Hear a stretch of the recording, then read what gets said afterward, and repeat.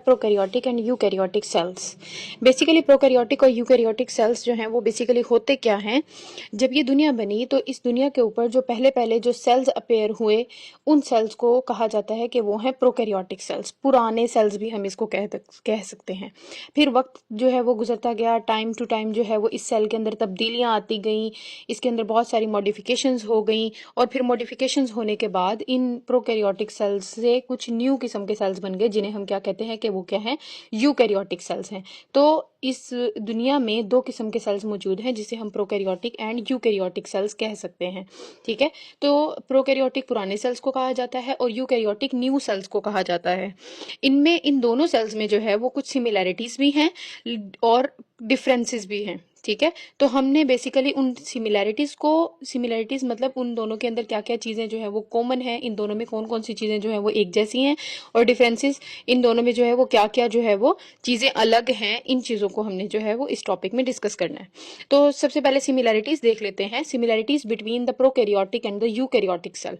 Prokaryotic और eukaryotic cell के दरमियान में जो सिमिलैरिटीज हैं वो कौन कौन सी है। पहली सिमिलैरिटी क्या है, both prokaryotic and eukaryotic cells have DNA as genetic material. दोनों सेल्स, चाहे वो प्रोकैरियोटिक सेल है चाहे वो यूकैरियोटिक सेल है, सेल के अंदर जो है वो एक मटेरियल होता है, एक धागा सा होता है जिसे हम क्या कहते हैं, उस धागे को हम कहते हैं कि वो है डीएनए। ठीक है, वो जो धागा सा मटेरियल है, जेनेटिक मटेरियल है, वो प्रोकैरियोटिक सेल के अंदर भी पाया जाता है और यूकैरियोटिक सेल के अंदर भी पाया जाता है। इसका मतलब ये हुआ कि जेनेटिक मटेरियल जो है, जो डीएनए है, वो प्रोकैरियोटिक सेल के अंदर भी मौजूद होता है और यूकैरियोटिक सेल के अंदर भी मौजूद होता है। उसके अलावा both have plasma membrane as their covering. दोनों सेल्स, चाहे वो प्रोकैरियोटिक सेल्स हैं चाहे यूकैरियोटिक सेल्स हैं, सेल के बाहर एक कवरिंग होती है। सेल की जो बाउंड्री होती है, ये जो दीवार होती है, इसे प्लाज्मा मेम्ब्रेन कहते हैं। ठीक है, तो ये आ गई हमारे पास प्लाज्मा मेम्ब्रेन। तो प्लाज्मा मेम्ब्रेन जो है वो दोनों में होती है, यूकैरियोटिक सेल्स के अंदर भी मौजूद होती है और प्रोकैरियोटिक सेल्स के अंदर भी plasma membrane as a covering मौजूद होती है। उसके अलावा both have ribosomes for protein synthesis. Protein बनाने के लिए राइबोसोम्स की जरूरत होती है।